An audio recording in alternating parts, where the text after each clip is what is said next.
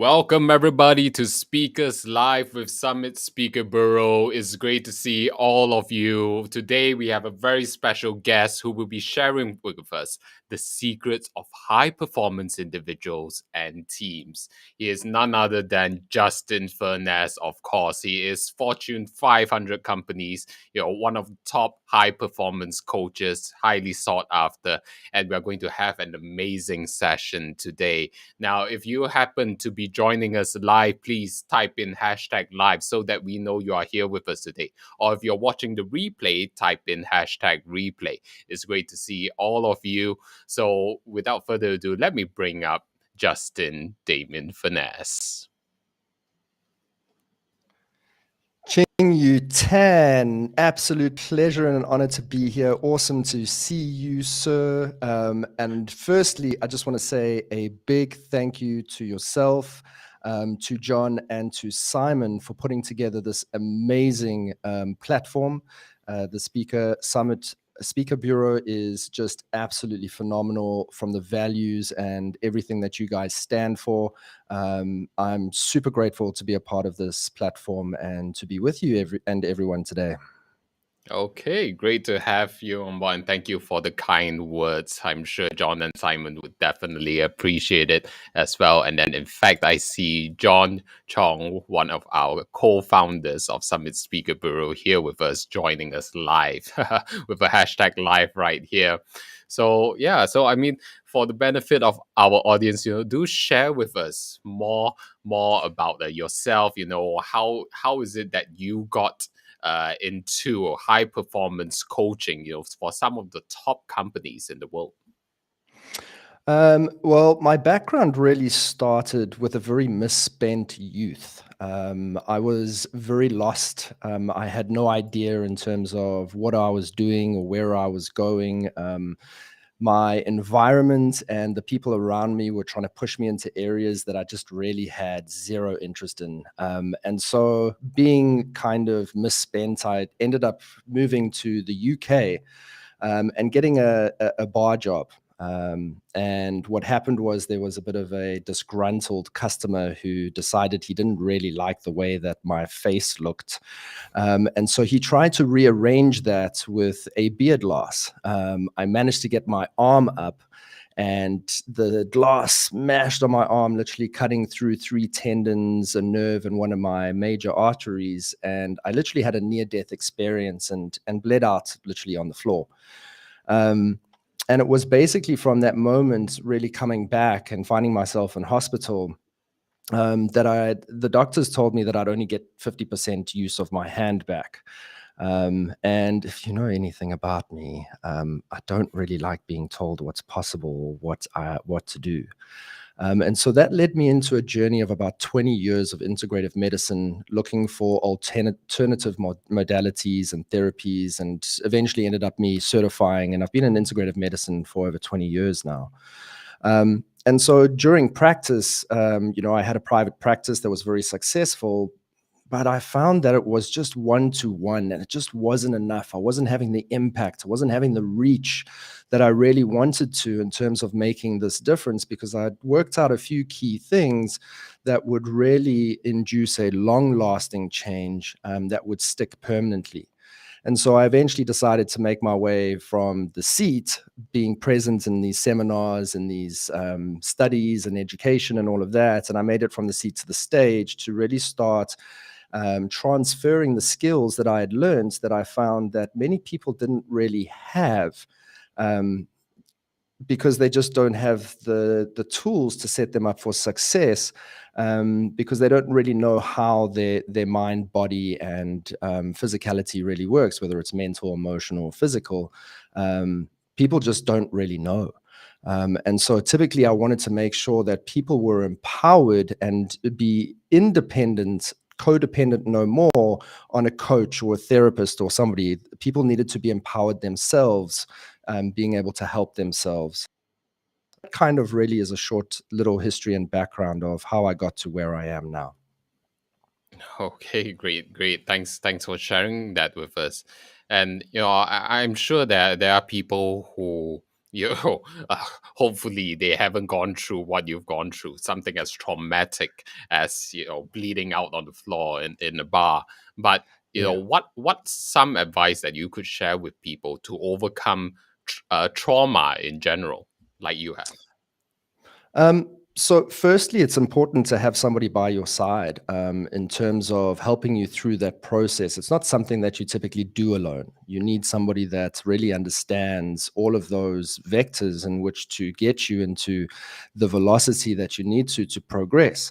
The challenge that a lot of people have is they're still referencing those traumas, they're still referencing those memories, and they still have a relationship or an emotional charge inside of them that really is the resistance that holds them back. So finding someone that really is able to nourish them and nurture them during that process, because it's not literally the flip of a switch. It takes time in order to go through those things, and obviously not only the internal change but the external change that comes from it too. Yeah. So definitely it's integrating both the physical and the internal aspects as well. And I suppose you would say very much it has to be an inner mind game, most of the time. Would you say so? Correct. Very often we look at skill sets, but we got to. There's two sides of that coin, and it's really the set and the mechanism in order to move forward that helps people at the end of it. It's only external and it's also internal, and getting those two things aligned is really where the magic happens. Okay, great. So how does this translate into your field in terms of helping high performers in various companies? Perhaps you could give us an example of some of the companies you've worked with as well. Okay, so really worked with from high performers like sports personalities like Ricardo Rodriguez to really serial entrepreneurs like Coach AK, who is now running and scales the sales excellent teams and the operation teams across the Google organization internationally. From executives from Nestle, HR directors of Unilever, capital investment firms. I mean, the list goes on. But ultimately, at the end of the day, they're all people. And these people are typically in very high competitive environments, performance environments, and they can't afford to lose their edge. And so what we basically do is one of the biggest questions that we get is, well, how do we help them to stay motivated? And that's one of the key things is how do we keep our teams? How do we keep our people? How do I stay motivated? A lot of the time that's the biggest question that we get. And that's one big misconception that's out there, is like really turning that. My real goal here is to turn that and to eliminate the need for motivation, right? The only reason motivation is needed is when there's a vacuum of meaning, right? And so meaning is the key factor here. Without it, you're just going through the motions day by day by day, and you just become very robotic. You lose interest. Things are more chores than they are exciting for you. And so one of the key factors that we really look at here is how do you shift that from always needing motivation? How do you make motivation unnecessary? Right. And that's basically really identifying the meaning behind what matters most to people. Yeah, and definitely finding meaning, is something that we find resonates across, the different mentors throughout time. Now, what would you say that meaning is the most essential thing to really drive a person to keep them motivated for the long run, or are there shortcuts that people can take to get them motivated in the short term? I think meaning is the key. So there's really 9 moves of meaning that we look at, and everybody's different. So we've got to get away from the standardization of things. This is where companies really have a difficult time because they try and standardize everything. We look at performance reviews, we look at all of those things. And so what we're really looking for here is meeting people where they're at, not where we're expecting them to be. For me, leadership is really, the leaders are the bridges. They're the ones that really bridge the gap from where their people are to where their people need to be. And that's on an individual basis. We all are wired differently. Like, I value things very differently to how I'm sure you value things. And so discovering and kind of uncovering what it means to each individual, not only within a team dynamic, but also within a work environment, also is what moves those people forward. But it's not a one size fits all.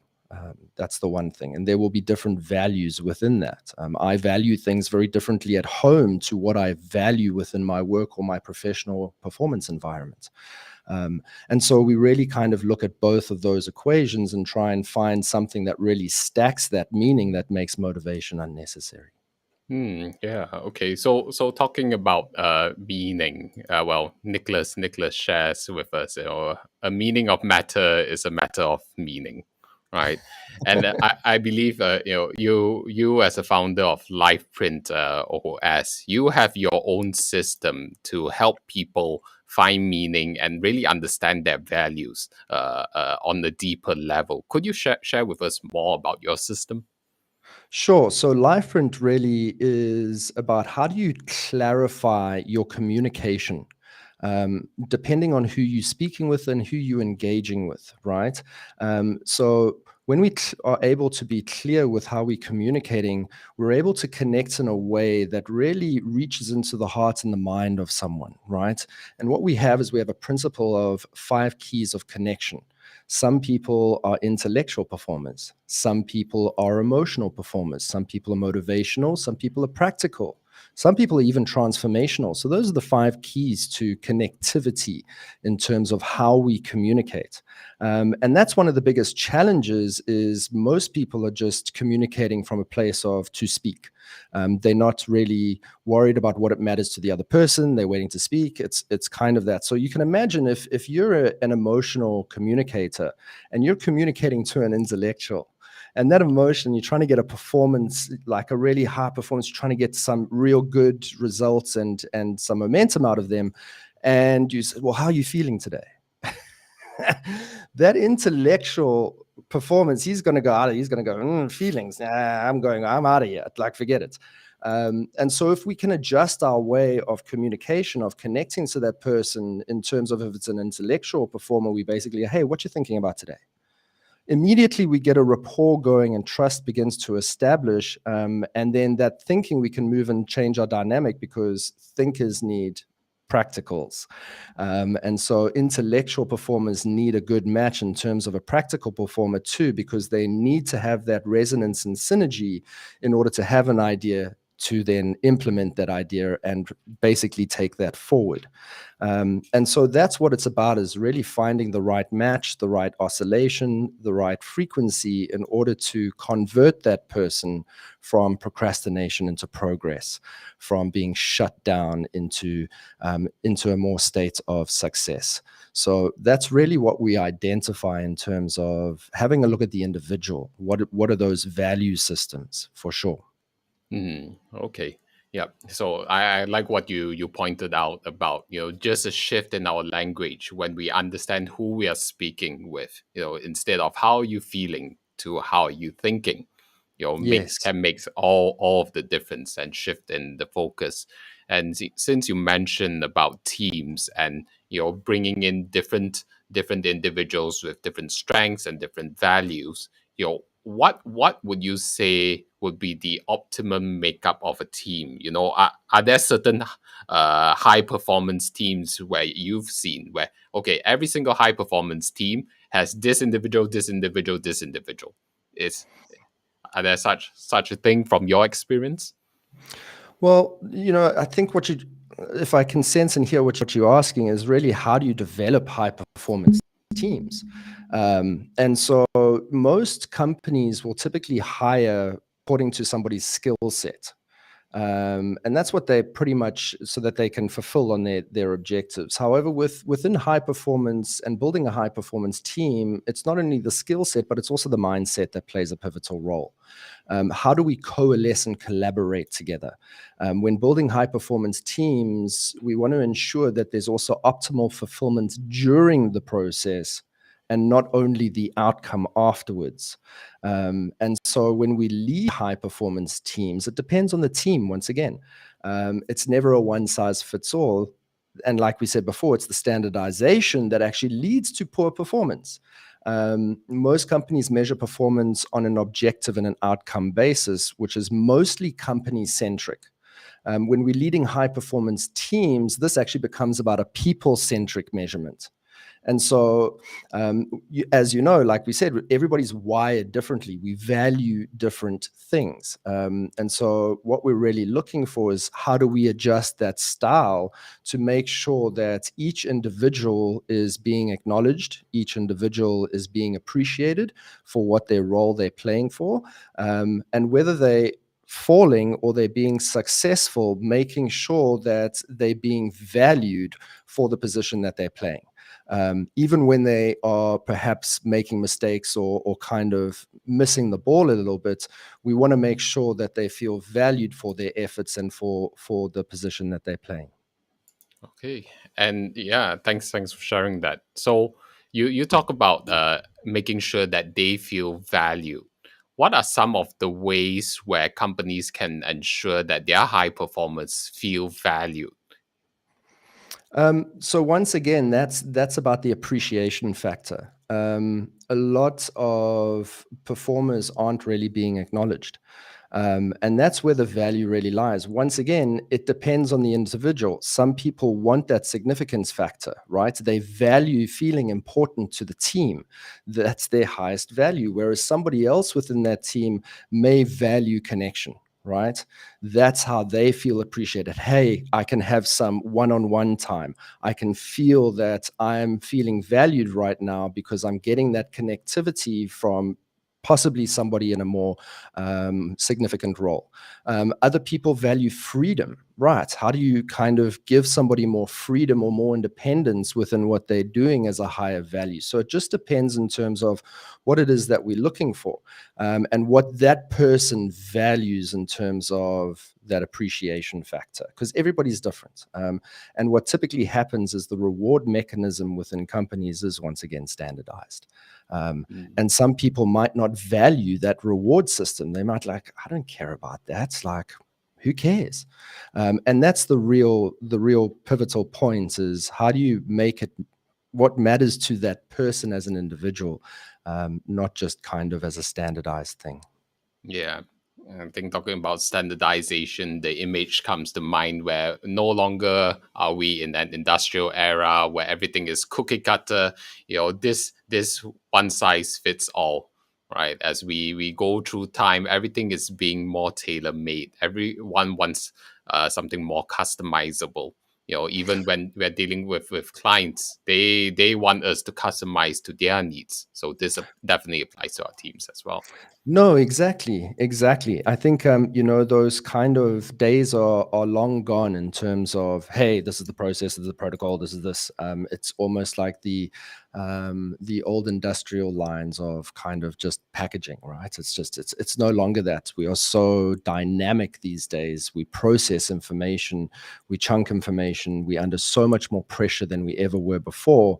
And that's also part of the challenge is so many people are living so far outside of themselves, and they're just trying to get through. And that pressure, that constant pressure that they're under leads to stress long term. And that's where we have a real challenge.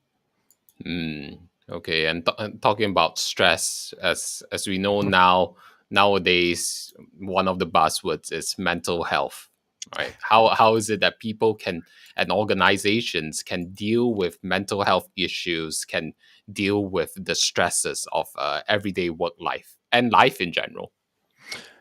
Totally. I completely agree. And I think it boils down to a lack of education. And so specifically, if we provide both companies and individuals with practical and scalable tools that really assists them to turn that stress into success without the distress, right? Because most people are under distress or duress, and that stress is over long term. Like I said, many people are living so far outside of themselves and under this constant pressure to produce that they've lost touch with their body, they've lost touch with their mind. They need to stay consistent. And usually what happens is there's a mental, emotional, or physical breakdown. And that the body has these protective mechanisms in it to ensure that there are these signals where it just goes, no more. I can't do any more. And this is where the danger really lies, not only for the companies that lose their talent because their talent's been killing themselves just to fulfill and produce, but now they have to replace, now they have to recruit, now they have to retrain somebody else. And if this is in the middle of a project, this can be catastrophic. So giving the tools that are both practical and scalable, meaning that they have a process like a bridge to get them from where they're at to where they want to be, where there's no uncertainty, right? So if the gap is too far from where I am to where I want to be, typically the body's just going to go, there's no ways, pal.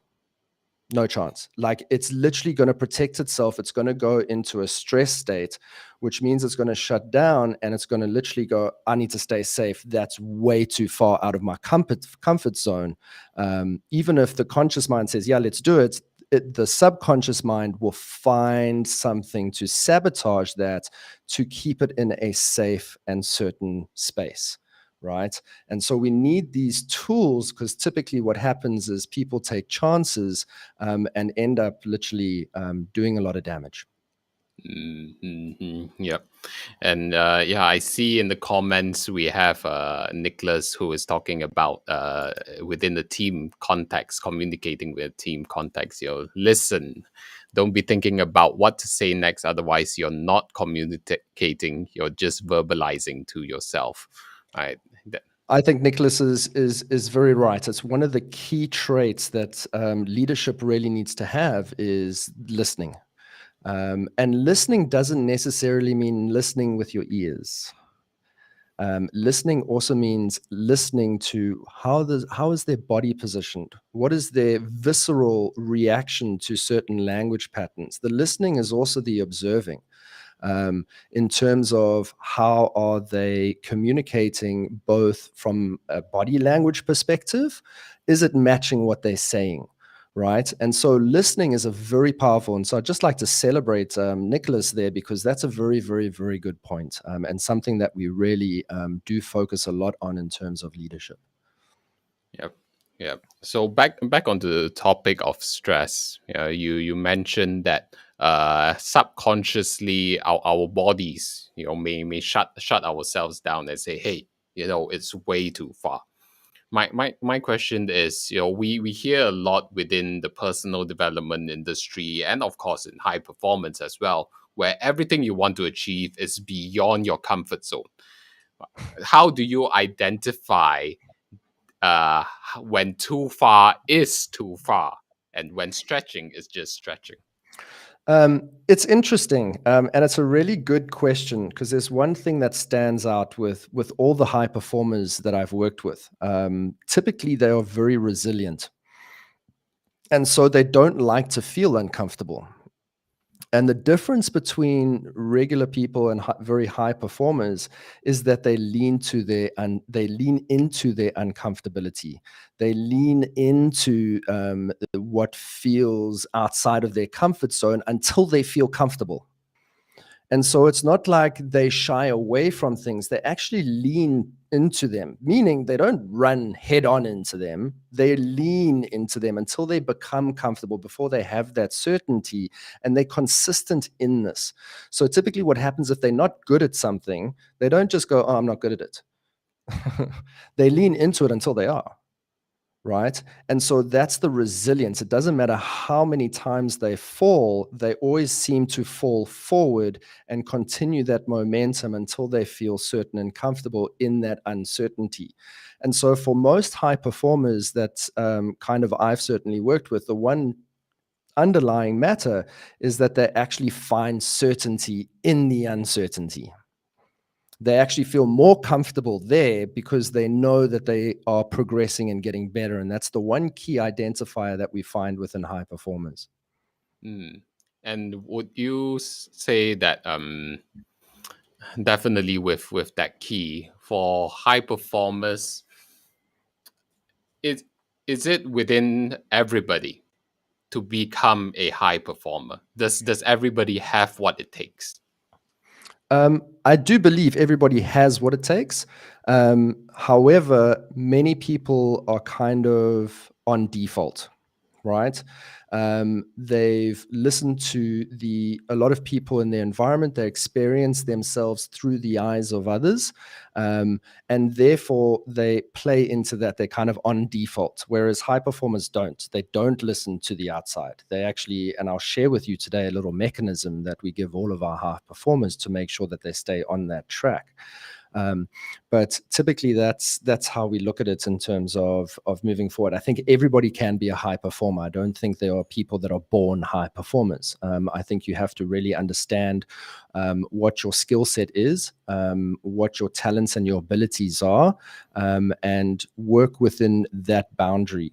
What we find, and this is going back to your previous question, is, how far is too far? What is that tipping point? And we really look at the body, and we look at the body in terms of that, and that's your flexibility. So how far you can flex, how far you can stretch, right? And when I say this, how far can you stretch and return back to where you are safely?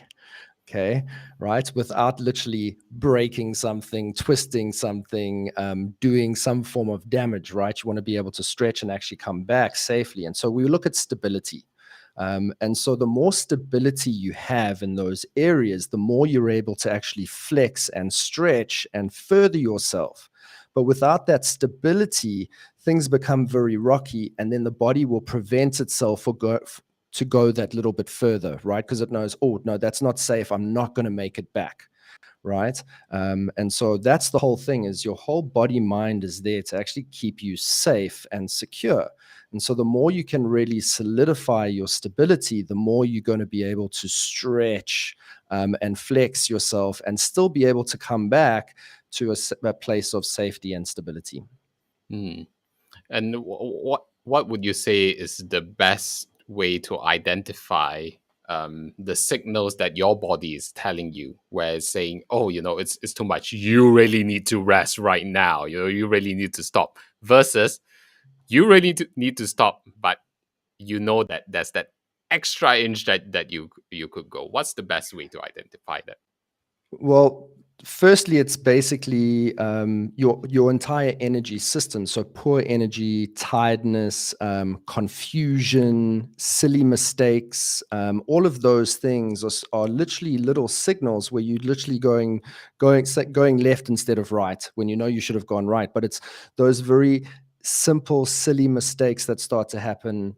Poor energy, low energy function, lack of clarity, so that meaning confusion, typically just being foggy headed, all of those things, to literally not even being able to get out of bed on the extreme cases. And we look at another side of things is frustration, irritability, intolerance.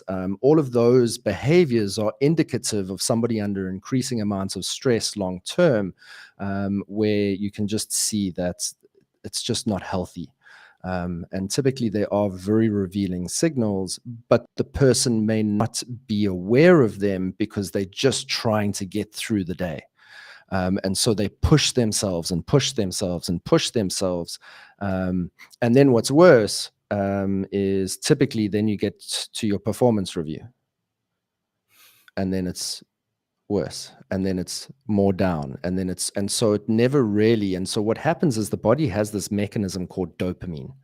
And dopamine is quite interesting because it's a punisher and a reward system. So it punishes you if you don't. And so this is part of the challenge, is that reward system internally is necessary because that decompresses the stress. And so without that reward system, so for most people, they'll achieve something, right?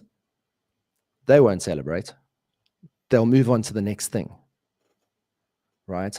There won't be a reward system. It'll be like, yeah, I've done that now. What's the next? I've done that now. What's the next? And they'll be going through this whole like to-do list, do.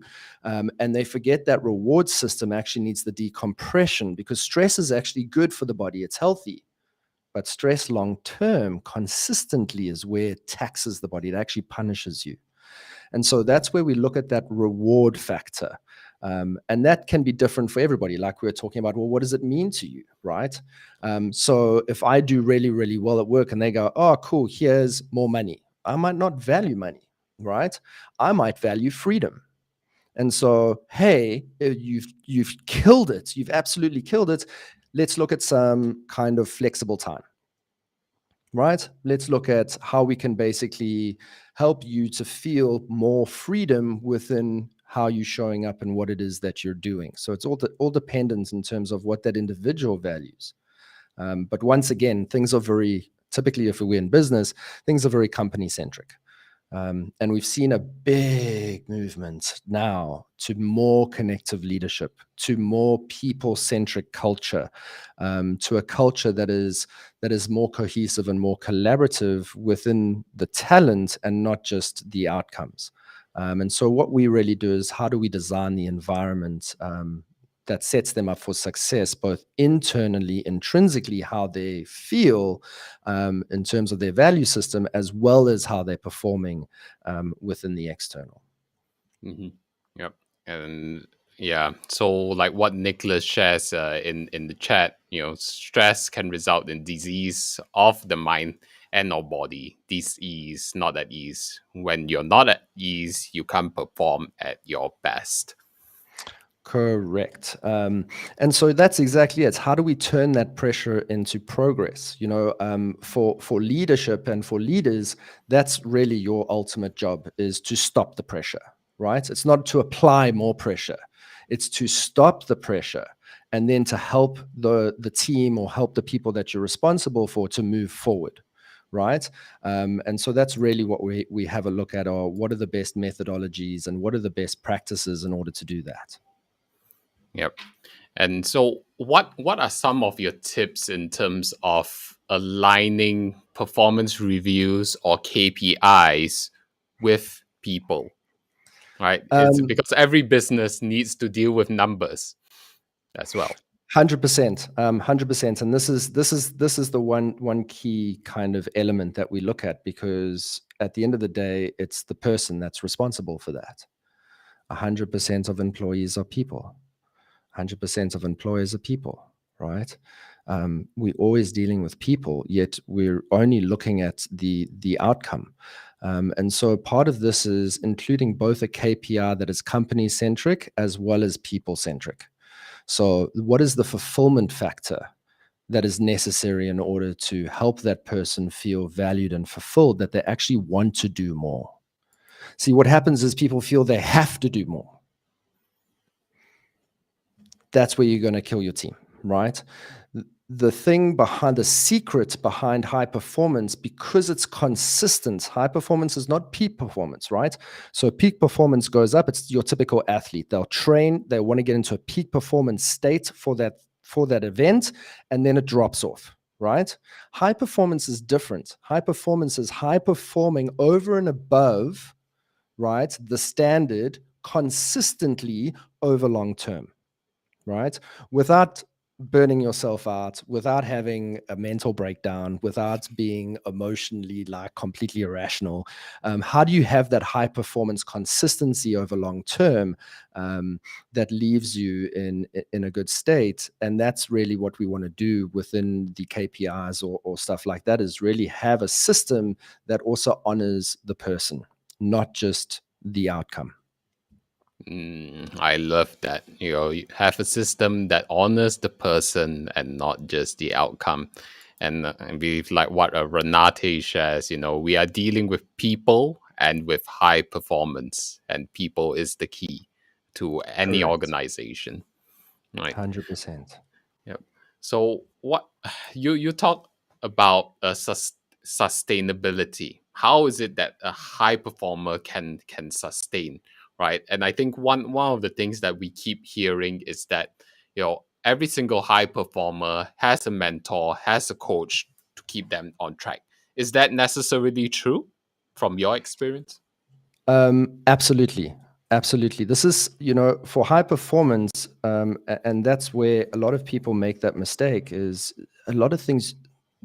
In fact, most things, um, it's never a one person endeavor. Um, Teams, whether you look at any sport, if you look at even a single sport like playing tennis, right? You don't get there on talent alone. You have a team, you have a coach, you have a nutritionist, you have a thing. And this is what's forgotten about in a lot of companies is a lot of the high performance and a lot of the leaders, especially within C-suite, they're literally burning the same amount of energy as a high performing athlete. But I can guarantee you they're not getting the same level of support that a high performing athlete's getting. And the difference is that they're performing this consistently every single day, right? And so this is why coaches and mentors are so important, because they have the tools and the strategies. However, there's a difference, right? Because ultimately, you also don't want to create an environment that then becomes codependent, right? I don't want to literally be codependent on my coach or my mentor, right? A good coach and a good mentor will actually transfer skills and methods where they will create interdependence, where that person will be empowered to stand on their own and they'll have the tools, they'll have the systems, they'll have the strategies, they'll have the mechanisms that they can apply themselves, that they can stand on their own and not be codependent on, oh, I need this or I need that. So mentors and coaches are absolutely pivotal. And here's the challenges. Mostly it's only been available to upper management. And so how do we transfer these mechanisms and these templates for people across the board? And I think that's the key identifier is how do we turn leadership from a ground up, not from a top down? And I think that's the key in successful companies long term is really figuring out the smallest part and helping that part to perform at its best continuously. Yeah, I love what you say about leadership from the ground up. How is it that you can build people from the ground up within an organization? I suppose one of the things that corporations or organizations struggle is that whenever they want to implement a new system, a new way of thinking, a new culture, they struggle to get their teams enrolled 100% on board. What is some of your tips or guidelines to get uh, their teams on board 100%? I think what we've certainly found is a lot of companies basically take the decision making process away from their employees, meaning like this is, and what happens is that's where you lose the meaning. And so for me, it's really how do we empower our workforce? How do we empower our teams to make sure that they are critical thinkers as well as literally action takers, making sure that they are accountable. A lot of businesses have a very internal competitive environment, and that leads to a lot of blame and complain. And what happens is we really want to empower people to make those decisions and be empowered in the decision-making process. A lot of team members really feel disempowered in the decision-making process. And so what we can do is basically hand it over and actually get feedback and input instead of just deciding, right? This is the way it's going to be. And actually getting the feedback from the people that are actually on the ground that are dealing with things in the day to day, that are responsible for that client, basically.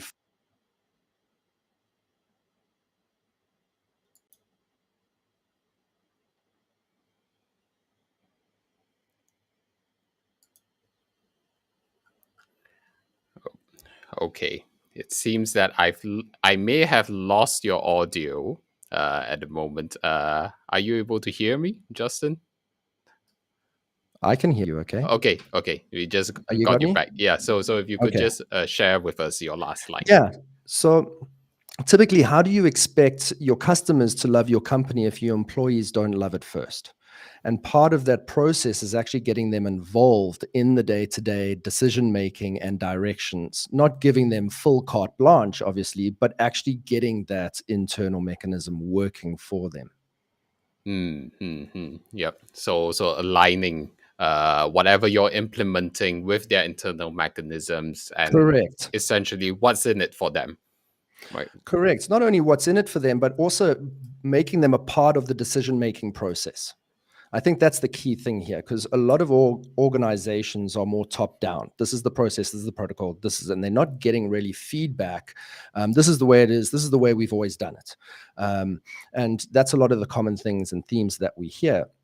And so here we want to turn it around and actually get that feedback mechanism, not only top down, but also from the bottom up, right? And making sure that there's a communication going both ways, but also involved in the decision-making processes of what's going on. Otherwise, people feel like robots, and robots just have no feelings, and we lose all meaning. And then, yeah, we're looking for the quickest exit.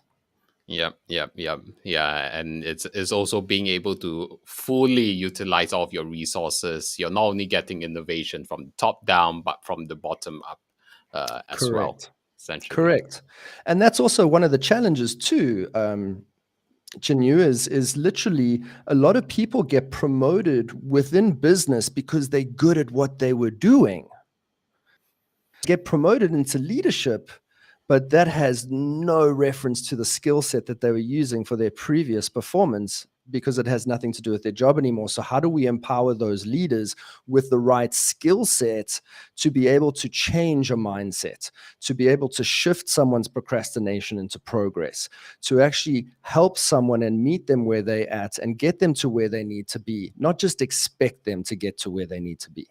And I think that's what makes the difference in terms of a company's success. Because when things get rocky and things start to go a little bit of a mess, typically they'll be the first people to bail out. Whereas on the other end, if you've literally got a collaborative, a coordinator, a cohesive team that have been empowered, it doesn't matter how rocky things get, they stick it out and they stay. Right. And so that's the difference is how do you retain that talent when things actually aren't going well? Right.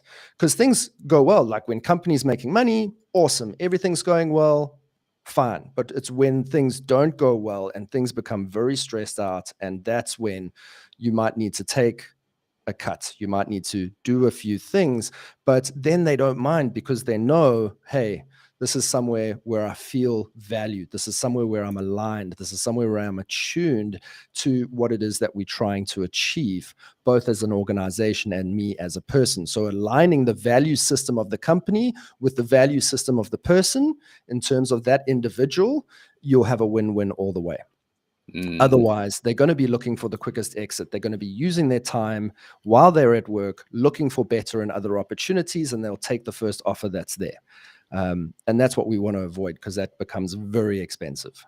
Yep. Yeah. And I guess this is a very important point. Retention and loyalty is what we want within the organization, and is often the case which breaks down an organization from further progress.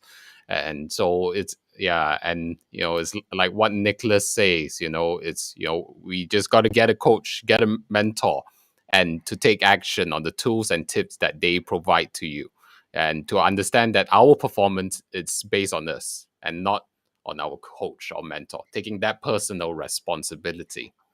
100%. 100%. Absolutely great comments, great feedback, Nicholas. Absolutely. It's you that matters. Ultimately, your coach or your mentor is there as a support, and to give you and to help you raise or kind of change your altitude of your attitude, is really what we're looking at here. So changing the altitude of the attitude is, how do you change that self-awareness? How do you bring in more self-awareness? How do you bring in perspective? right? And so part of that is, like we said before, so many people are just caught up in the day-to-day do. They lose their self-awareness of actually what's going on internally, intrinsically within themselves, because they're so focused out there that they often miss the signals. And then by that time, it's too late. They can't get out of bed, they're not performing. And so what happens is typically you have a high performer, right? And that high performer, one person typically works at 150%. Right? Until that high performer doesn't, because there's been no reward system, they've just been pressure. And literally what happens is now they're working at 50%. They can't maintain that 150% consistently over time unless they have the right self-awareness in how to manage their own energy system, how to manage their own time, their day, their productivity, time management. It's more about energy management. And so how do we bring that self-awareness in where we actually start taking accountability, and we know the altitude of our attitude and where to kind of take it off, where to put on the gas, when to kind of, okay, ease up, when do I actually even need to pull the handbrake, right? And so sometimes it's not always about pushing through or going forward. Sometimes it's also, when do I need to pull back? Because if I keep going forward, I might actually go off the cliff, right?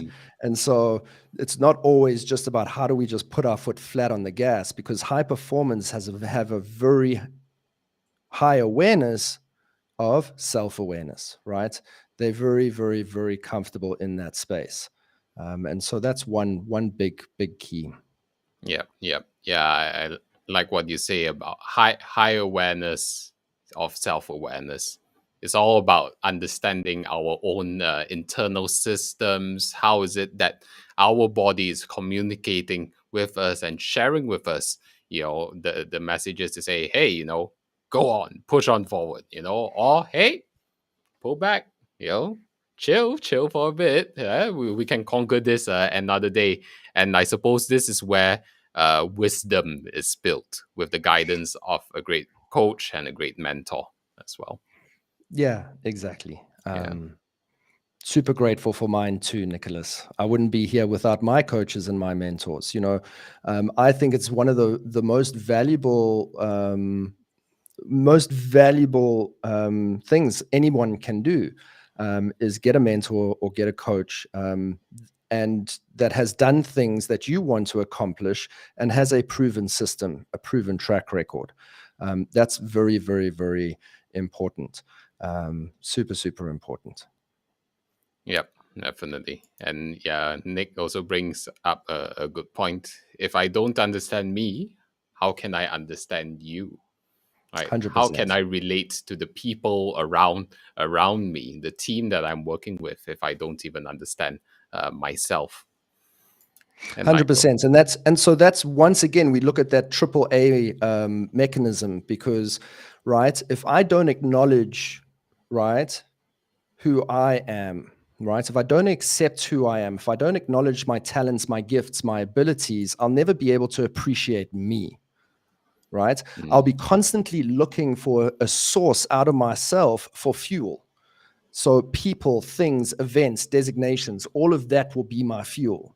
And that's really what we call an environmental reactor. That's literally just waiting for an explosion to happen, because if you take away that fuel source, they then become literally poor energy, poor results, right? However, if you turn it around and you say, okay, right, how do I generate that energy? I'm the source, I'm the generator. How can I generate that result? That's the difference, is how do I become the fuel source? And so that's through basically accepting who I am, acknowledging my talents, my gifts, and my abilities, and therefore I can appreciate what value I bring to the table. The biggest challenge that we have with self-worth and self-esteem is we've allowed others to tell us what our values are. And I think that's catastrophic. We need to understand our own self-worth and our own value system first, because then we're the generators, and therefore we're not at the mercy of everybody else. And I think that's one of the biggest shifts that anybody can make, because if you can't accept yourself, acknowledge yourself, and appreciate yourself, like Nicholas said, you're going to have a very hard time accepting, appreciating, and acknowledging anybody else around you. Wow, wow, wow. Yep. So very, very important.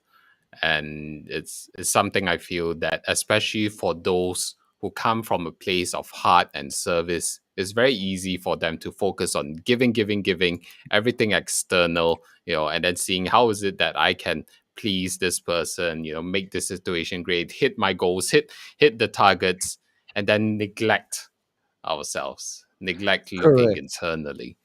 Yeah. Correct. Right. Yeah. And so that's where self-care has just become so important, right?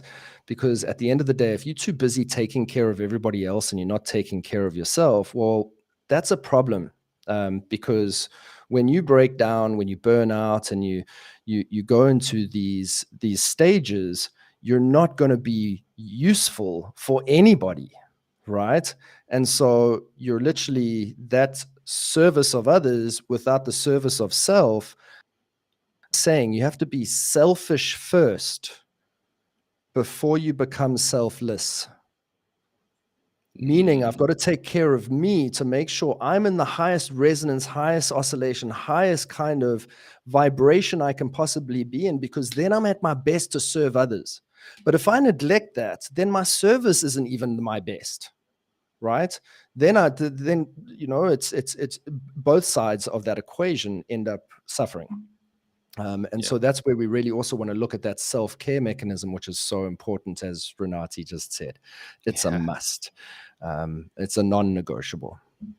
Yep. Plan it and put it in your calendar. Take that time out. Right. And this is the thing. This is quite interesting, right? Because a lot of people say, "Oh no, I do self-care. I look after myself." Right? They're in a high intensive environment. They're in a high pressurized environment. They're doing all of these things. They go, "No, but then after work, I go to the gym." But then what are they doing in the gym? They again in a high pressured environment. It's a high, like literally they're stressing the body out and they're pushing again. Whereas actually what they should do is after that is actually go and do some Qigong. They should go and do some Tai Chi. They should go and do some yoga. They should go and do some breathing, even a bit of swimming and stuff like that to decompress and actually have a movement that is not stressed, right?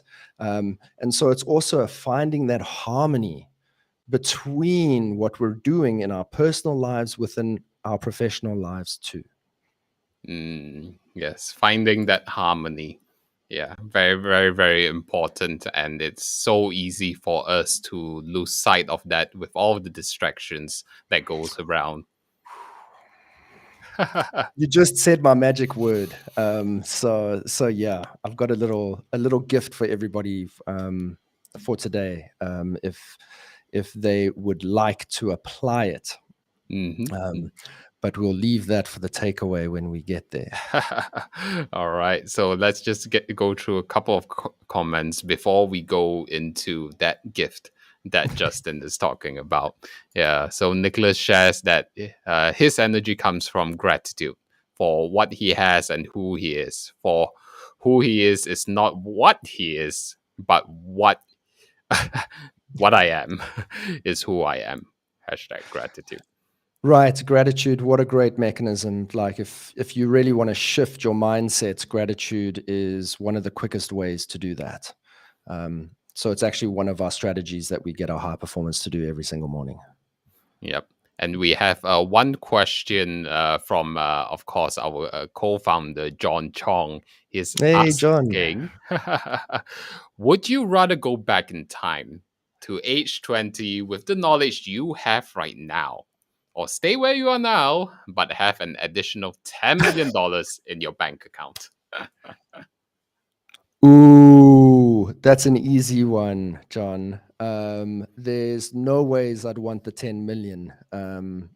I'll tell you that right now. Would you rather go back in time to age 20 with the knowledge you have now, or stay where you are now? No, I would literally stay where I am now. I'll tell you why, because if I had the knowledge that I have now when I was 20, I wouldn't have had the experiences from 20 onwards, and it's the experiences that made everything. The knowledge was literally second nature. The experiences are what really mattered to me. Money is of no concern to me. For me, it's about the experience and the memories and the memorable moments that we're creating. And I'd rather have that than all the money in the world. Wow, wow, wow. So I think something very unexpected. When posed with a question like this, people will say, "Of course, you'll say go for knowledge." And since you mentioned about the experiences, that you've been through or that you've helped create, could you share with us a story perhaps that really resonates deep within you in terms of either a personal transformation or the transformation in others that you've helped create? So just give me that one more time. Can you frame it in another way? I just want to kind of make sure I'm getting it properly there, Ching Yu Tan. Yep. So I can hear that from what you've been saying is that you would rather have those experiences that you've had Mhm. since your 20s. What are some of those precious experiences that you have that you could share with us in terms of a personal story? For me, it's what I love is just to see the process of someone breaking through and reaching an aha moment of something that perhaps has been holding them back for 20 years. A lot of things happen to people within the early developmental stages, when we're children or when we go into an institutional education. Like I said, we are experiencing ourselves through the eyes of others, and a lot of people have these negative narratives, and they're just so shut down from other people. So, one of the biggest things that even last night I was sharing with a group, and taking a group through a bit of a demonstration, and I was demonstrating with one of the ladies in the group, and she was having a challenge. And this is what's so great. It doesn't matter whether you're in corporate or not. Like if you're in business, you also need to have an understanding of what's happening with your team at home. And that's very important. This woman was having a very challenging time with her husband, and that was basically impacting how she performed at work. It wasn't a work challenge, it was actually a personal challenge. And until we actually can be a human being and connect in a way that opens up somebody's heart and their mind, and when I basically opened up Pandora's box and I said, hey, this is the relationship between you and your husband. And I started to reveal why her husband does what he does because of his value system and how what it meant to him, not what it meant to her, right? What it meant to him, the tears could not be stopped. And these weren't tears of like, oh, I feel so terrible. These were tears of joy because for the first time she started to see the beauty in what was pissing her off before. Right? She actually started to see the beauty in her husband. Of 20 years, she had this problem, and now she started to celebrate those same challenges.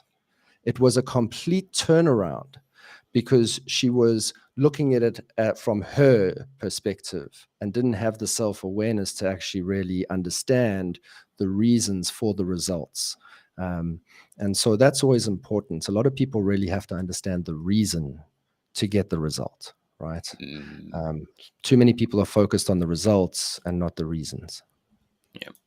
And like Tak Tak says, wow, experience matters. As you go, I can really see why you would say that you would rather have all of those experiences, because without those experiences, and then having the knowledge of where you are now, to have that context to look back at it, to make you the wiser person that you are today, to appreciate it, to come from a space of gratitude, and to essentially elevate your attitude Yeah, as well, right? exactly. Exactly. Gratitude is, in fact, the attitude. Mm, gratitude is the attitude. Wow, wow, wow. Yeah. So with that, what is the gift that you have for our audience who has been listening and been attentive with us for the past hour? Yeah, so it's basically I'm going to give half of the mechanism. It's our deaf to dream system. Okay, it's something that we impart with all of our performers, high performers, and it's a deaf to dream mechanism. So I'm going to show you the first half is literally just the deaf system. Like I said, it needs to be external and internal. So we've got an internal mechanism and an external mechanism. Okay. And so this is what we carry around with us because this kind of goes hand in hand with the next process, which is the dot system. And so this is basically an acronym. Okay. And so the D basically stands for the external. You got to be deaf, right? The D stands for delete the distractions. You have to delete all distractions. If you're going to be a high performer, there's nothing that can distract you. You are hyper focused, hyper attentive to what is in front of you.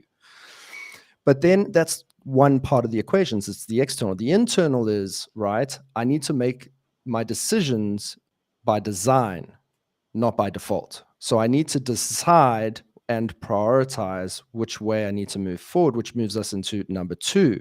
I need to eliminate excuses, DE, eliminate excuses, right? Once I've eliminated those excuses, I need to effectively evaluate, right? So what does that mean? It means I need to prioritize in which sequence I need to do something. There's no point in having everything organized, right? If you don't know how to literally get it optimized. And optimization is basically organization plus prioritization plus action, right? And so that optimization eliminates excuses and effectively evaluate what needs to be done next, right? So moves us into the A mechanism, which is literally accept accountability. You have to accept accountability. The minute you blame and complain, you're giving your empower away. You're empowering somebody else because you're saying, hey, it's your problem. The thing about high performers is they're always accepting accountability because it puts them back in control. They love being in control, right? That's the minute they're uncomfortable, they're like, cool, how can I get comfortable? So accepting accountability puts you in control to do something about it, right? And that helps you to actually accelerate your action. And then the final one is F, which means you give yourself permission to fall forward. Every single high performer that I've met has given themselves permission to fall. And why do I use fall and not failure? Because typically people don't get up after they fail, but everybody gets up after they fall. And so we change our relationship from failing to falling. And so we fall forward. And the last F means we feel afterward. We don't base what we're doing on how we feel. We do what we have to do. We do what we want to do. We do what we want to perform, and we feel after the fact, not before. And that is, my beautiful people, the deaf mechanism. And if you join us one day, we'll give you the dream. So don't be deaf to your dreams is basically the idea between our deaf to dream mechanism. Wow, wonderful. I especially like what you talk about the F, about the feeling aspect of it. How you don't feel before but after the fact. And would you say also it isn't even the matter of how you feel during the process as well? Well, that's that's a very key factor, right? So let's take doing gym, for example. If everybody based what they did on how they feel, no one would ever want to go to the gym, right? Especially if you've been sitting on the couch for 2 years eating chips and burgers. You definitely don't want to go to the gym. But when you come out of the gym, you feel great, right? You don't necessarily feel great while you're at gym initially until you do. So there's, like you said, there's a tipping point, there's a breakthrough point where something that doesn't feel good, but is good for me, right? Eventually starts to feel good and is good for me, right? So typically things that necessarily don't feel good aren't not necessarily always not good for you. Sometimes it's actually very good for you. But there's a breakthrough point that it actually becomes a good feeling experience. And so, yeah, we look at that equation very, very often. Yeah. And I suppose high performers understand that pattern. They'll always come to that tipping point where you have that breakthrough and it's like, bliss. Right. So Bliss. that's one thing too, is that we always to condition and to train the brain is typically we get always high performers to do more. So for instance, so let's use gym as another example. You normally do 10 reps or 20 reps, or you run for 30 minutes. So a high performer will always run for 35, 40. They'll say, okay, there's 30, but I want to do more. They'll always push that extra bit further and stretch themselves. So no matter what they get told to do, they'll always do that little bit more, right? Because just crossing the line isn't good enough for them, right? It might be good enough for everybody else, but it's not for everybody else. That's the difference. High performers do things for themselves, not for everybody else around them, because it's for them. It's their fulfillment factor, right? It's not feel good for everybody else. They're high performers because they feel good. And so that's typically one of the things we like, cool, always stretch that little bit more, right? Because it trains the brain to say, hey, no, like you're not done yet. You've got way more. And it's part of that breakthrough mechanism that we look at. Yeah. And it's like what they say, high performers don't just want to cross the line, they want to go through the line, beyond it. Right. Yeah. 100%. And And it's not for other people, it's for them. That's what mm, people don't get. It's not to show off or to show that they're better than everybody else. It's for them, yeah. right? It's their feel factor. And I see Renate sharing as well, love this, being a high performance coach herself, DEAF, Yeah. an amazing system. And, definitely thank you very much for sharing this gift with our listeners today. And definitely, if y'all are interested in engaging Justin Furness for your organization, for your events, feel free to reach out to SpeakersLive at summitspeakerbureau.com and just type into the subject line Justin Furness. Right, and then we will get in touch with you on exactly how you can engage Justin and his amazing systems, his Death to Dream systems, and I believe his LifePrintOS system as well, which he has briefly shared today. And just going through one last comment we have here from Nicholas. Yeah, He sure. says, I often ask myself, why is your answer to a question that to which it is? Where did the belief that formed the answer come from? Essentially tapping into the core of where what's generating the results that we see, what's generating the feelings, the actions that we are taking in our lives, what's our core beliefs that's creating the world that we see today. Yeah. Yeah. Yeah. So, Absolutely. wow. So it's been an amazing session with you, bro, Justin.